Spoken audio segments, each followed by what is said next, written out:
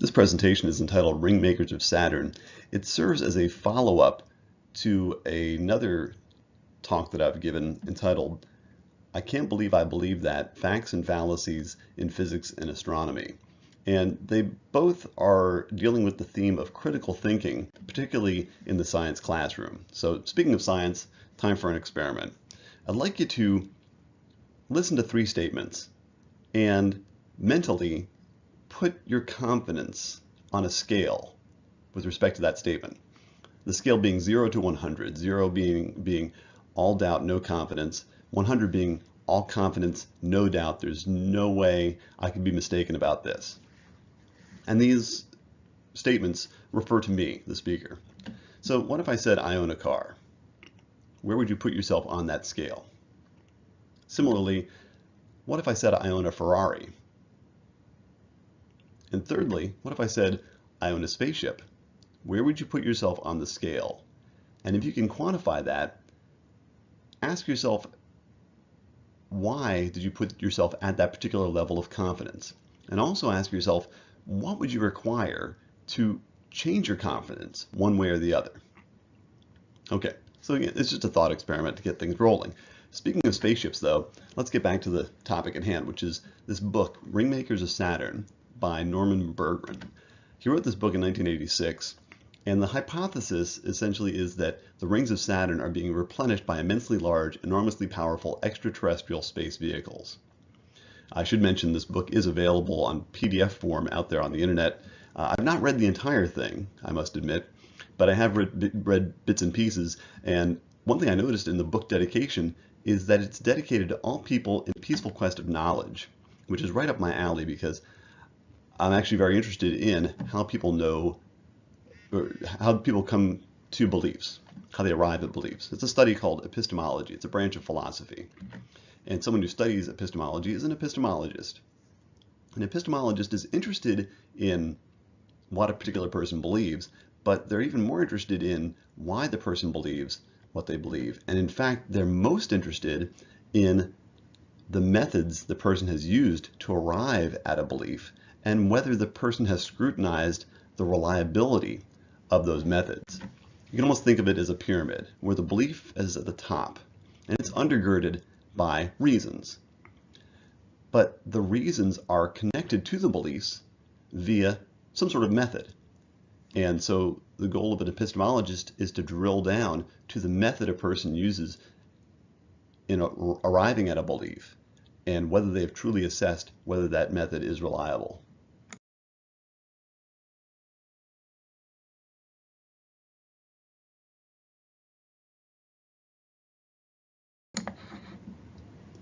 Okay, so to examine the epistemology of Norman Bergrun, I might propose a couple of questions. First of all, we would ask, what is his level of confidence in his belief? The belief being that aliens are replenishing the rings of Saturn.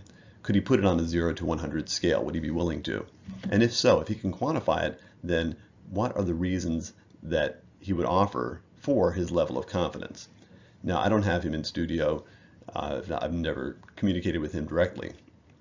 So the best I can do is to find stuff on the internet, things that he's either written or said, to try to establish what his answers might be to these questions. About your theory about the rings of Saturn and how this all came about. Okay, really it's not a theory. When you get down to it, you see some pictures and you finally come up with a conclusion as a matter of fact.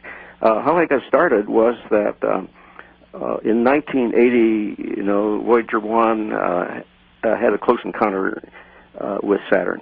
And then in August of 1981, Voyager 2 had a similar encounter.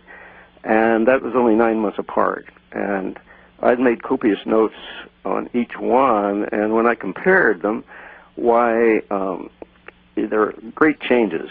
A couple of examples are that in the Cassini division, I guess we should explain here that there are 4 major rings in the ring system, A, B, C, and D. And between the A and B ring, there is a division called the Cassini division. That was supposed to be pure space. And on Voyager 1, it looked like that, but on Voyager 2, it was filled with matter. and that came as sort of a surprise, and it wasn't in the script. Notice in the interview that he seems pretty confident. He says it's not really even a theory, it's a fact. So if I were to interpret that and put him on the scale, he's pretty close to 100, it seems. He seems very confident in the truth of his belief. So then the next question is, what reasons might he give for being so confident? And certainly it seems that he would appeal to the imagery. He spent time looking at this imagery from the Voyager 1, Voyager 2 missions, and he says that the Voyager 1 returns showed that the Cassini division was empty, and the Voyager 2 photos showed that the Cassini division was filled with stuff. And so he would point to the imagery in support of his belief, but he also seems to be appealing to a second belief, which is that NASA is aware of this discrepancy in the imagery and that there's some sort of a cover-up. There's some sort of a conspiracy. They're aware of it, but they're not going public with it. So it seems like that's also a reason why he seems to believe that aliens are replenishing the rings of Saturn. So the next question that we could pose to Norman Bergrun is, if it could be demonstrated to his satisfaction that the situation isn't exactly as he has depicted it, would he be willing to adjust his confidence level? That is it possible that his interpretation of the images might be mistaken? Also, is it possible that his depiction of NASA's position about the images might also be mistaken? And if it can be demonstrated as such to his satisfaction, would he be willing to change his confidence? Would that change the belief? So remember that the reasons undergird the belief. And if the reasons are shown to be suspect, would that change the belief? That's the big question here. And the reason why I kind of would pursue this, of course, he's not here to answer the question, but his claim was that the Voyager 1 mission flew by and NASA said there was nothing in the Cassini division. That was in November of 1980.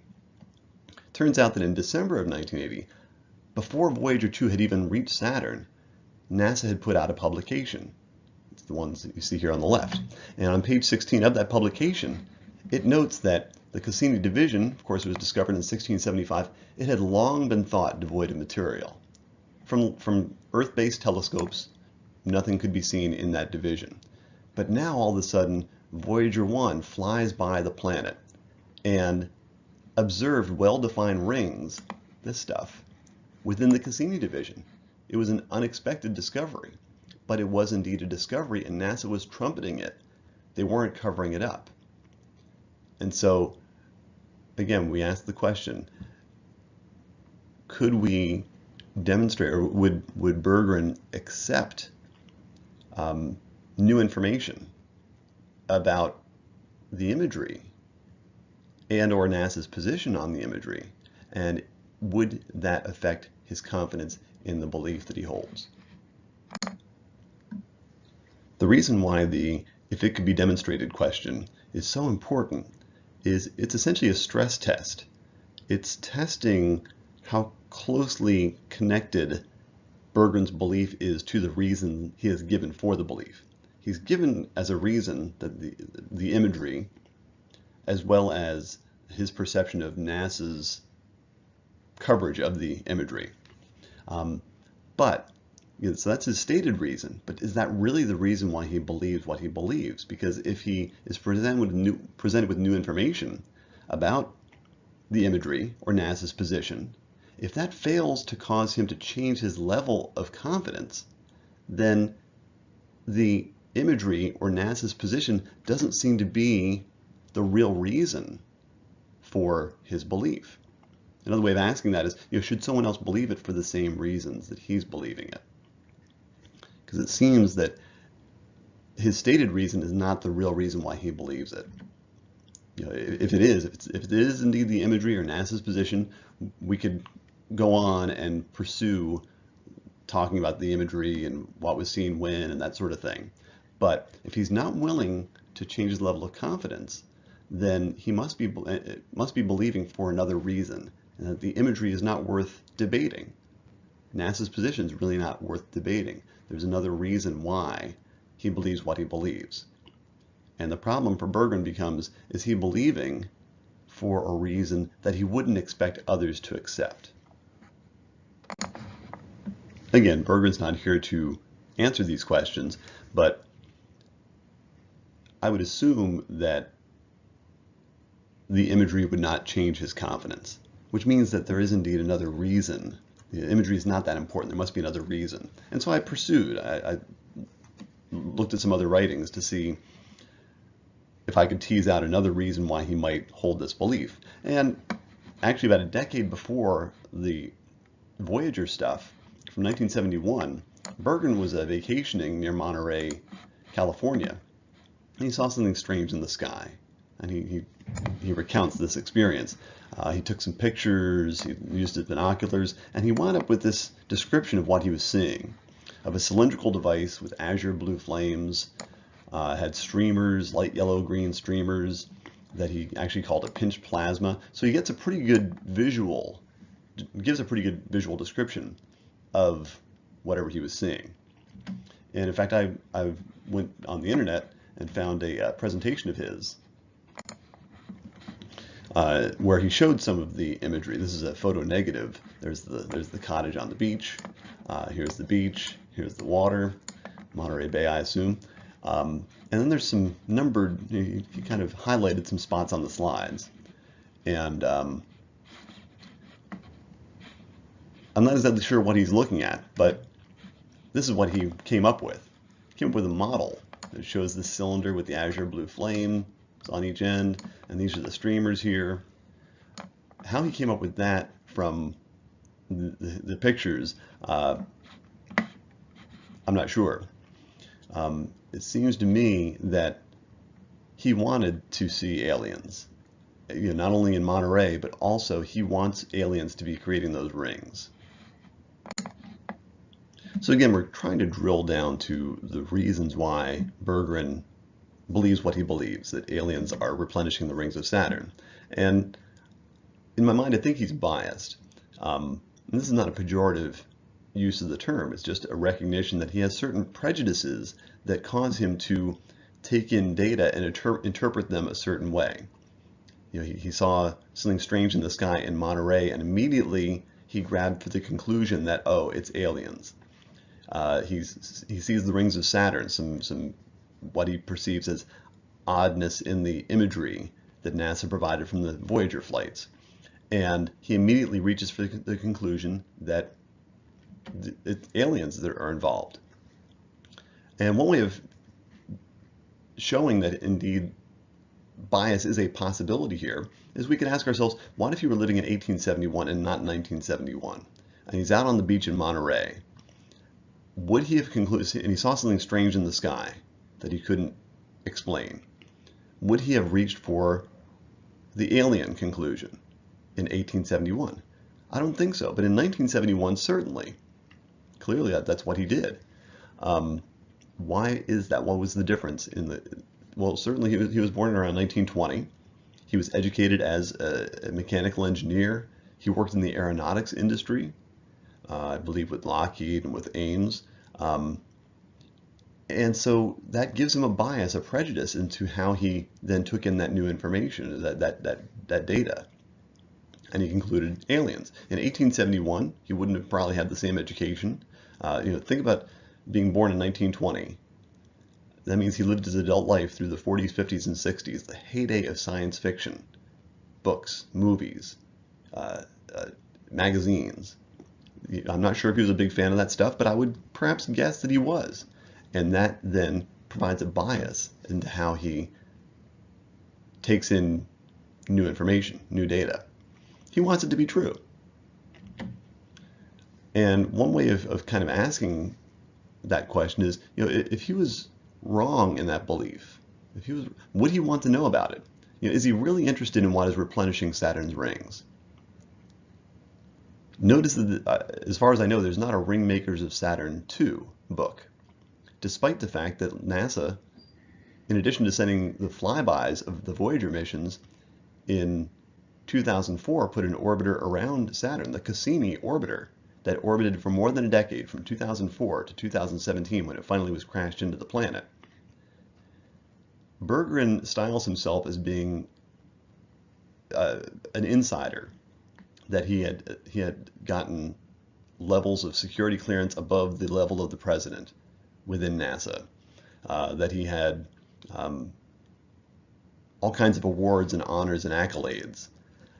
If he was that high up in the administration, certainly he could have, and if he really thought that there were aliens flying around Saturn replenishing the rings, he could have gotten some experiment on that Cassini mission to look into it more. So in my mind, I don't think he really wants to know whether he's right or wrong. And he's certainly not really that interested in what is truly replenishing Saturn's rings. So then the next question is, why? Why would someone take that position? Does he derive any benefit? Well, certainly he sold a few books, and he certainly identified an audience. There are people who also want it to be true. There are other people out there who want evidence of aliens doing stuff that's tangible and viewable. And he has become their champion. He is their renegade. He's the one fighting the scientific establishment as they see it. And that's got to be a big ego boost. And so those are benefits. He is deriving benefits from holding the belief, whether it's true or not. And so, to quote Reed Nicewonder, before I derive any benefits from a belief, I want to know whether it's true or not first. And my question for Berggren is, if he wasn't deriving these benefits, if he wasn't selling books, if he didn't have an audience, if he didn't have a platform, if he didn't have a certain amount of notoriety, would he be as stuck to that particular belief? Or would he be more open to new evidence or alternative explanations? Now, there's plenty of precedent for this in the history of science. Here's an example. Percival Lowell, probably best known for the Lowell Observatory in Flagstaff. He wholeheartedly believed that there were canals on Mars, evidence of a civilization, an intelligent civilization that had crafted these systems of canals to bring water from the polar ice caps on Mars to the equatorial regions.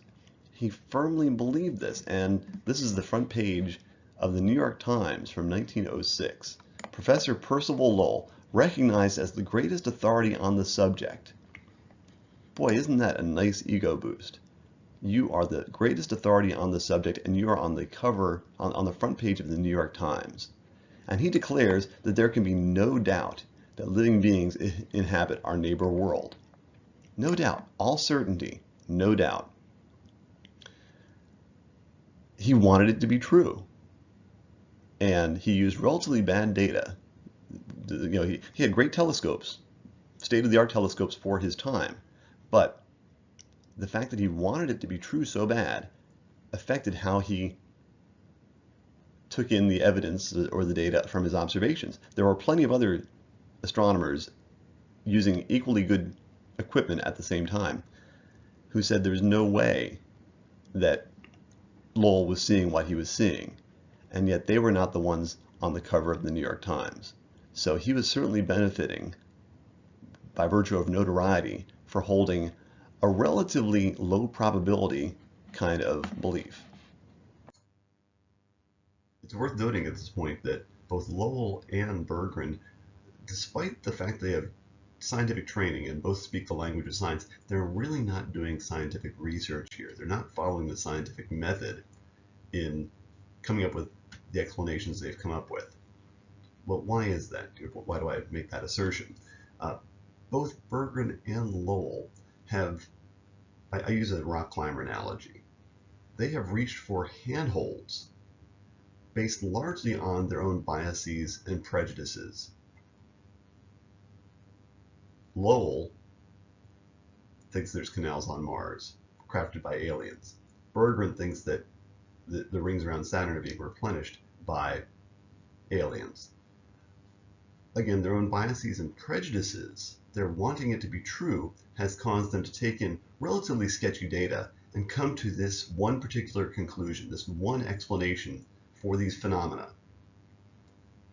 That's not the way science works. A scientist looks at the entire wall and looks at the different possible handholds and asks the question, which one is more likely? And the problem with Berggren and Lowell is because they did not really assess their own biases and prejudices, but rather they immediately grabbed onto one conclusion to the exclusion of any of the other possible explanations. Now they're left with that one handhold, which, even when it feels perhaps shaky, even if they did, if some pressure was applied, they would desperately try to hold on to that one handhold by applying gum or wrapping tape around it or something like that, rather than changing their confidence or perhaps discarding the explanation entirely. They're not using the scientific method, because the scientist says what's more likely, and by what's more likely, that's synonymous with what's more testable. Which of these possible explanations could we actually test? What would we require? What kind of new information would we require in order to cause a change in the confidence scale? And where Berggren and Lowell are stuck is that there's nothing they can learn or find out about their particular explanation that would cause them to go one way or the other on the confidence scale. They have posited explanations that are not testable, and ultimately those explanations have no value. I'll go back to the statements that I introduced earlier. Again, what's more likely, that I own a car or I don't own a car? What's more likely, that I own a Ferrari or that I don't own a Ferrari? What's more likely, that I own a spaceship or that I don't own a spaceship? And what would you require to change your position on any of these statements? Now, of course, these are pretty low stakes. You don't really care. You're not invested in whether I have a car or not. If I drove up in a car, you would probably increase your confidence. If I walked every day to work, you would decrease your confidence in whether I owned a car or not. You'd be very willing to change your level of confidence because you could really care less. The question is, why do we not show that same flexibility in our beliefs and our confidence when it comes to beliefs that are a little bit higher in stakes, those that play a part in our identity, those that have to do with our social or family standing or our relationships? Why is that? Shouldn't all ideas be equivalent or be subject to equivalent questioning? So of course this talk focused on Norman Bergrun and his book, The Ringmakers of Saturn. But I encourage you to extend what you've learned, some of the critical thinking skills that I've modeled here, and choose a belief of your own, something that you've thought for a long time to be true, and interrogate that belief. Ask yourself, what are the reasons why I believe this? What methods have I used to arrive at this belief? And have I really tested the reliability of those methods? And answer this question. Now, as sort of an epilogue for those who've made it this far, I wanted to mention, again, I don't get too much into credentials, but I did notice in doing research on Norman Bergrun that his credentials seem to matter a lot to those who believe in Norman Bergrun. And this is just one example. You're welcome to check out this link or any others. Just do a Google search on Norman Bergrun, and you're going to find a lot of websites that trumpet Bergrun's background. The particular one that I've got the address here for is titled NASA Engineer Dr. Norman Bergrun Warns Alien UFOs Are Proliferating on Saturn. And the first line is, according to claims from a top Ames, NACA, NASA, and engineer, Lockheed Martin, alien UFO spaceships are proliferating on Saturn's rings, etc., etc. The article itself, in almost every paragraph, mentions his educational or work background. Well, as I started to look into it, I noted that his doctorate, Dr. Norman Bergrun, his doctorate is actually just an honorary one. He got it from the World University, which turns out to be an unaccredited institution that appears to be defunct since 2003. So again, those who believe Dr. Berggren wholeheartedly seem to put the reason why they believe that this guy is legit is because of his credentials. So the question, again, we can do the same critical thinking thing. If it could be demonstrated to those people's satisfaction that Berggren may not be what he claims to be, would that change their level of confidence in Berggren? He also has a law degree, which I think he got in 1955. It turns out it was from LaSalle University Extension. No connection to LaSalle University. It was essentially a correspondence school type of law degree. And finally, his book, which was published in 1986, was a vanity publisher. He published it through Pentland Press, which is a vanity publisher. He did not get a book deal. He actually had to pay to get this thing produced. Again, does that speak to the quality or perhaps the market that was out there for this type of work? Possibly. So again, these are just, I would not poke at someone's credentials apart from the fact that those who seem to be influenced by Berggren are very, very impressed by his background. So again, this just gives hopefully those folks a little bit of pause using the critical thinking skills that I've introduced in this talk.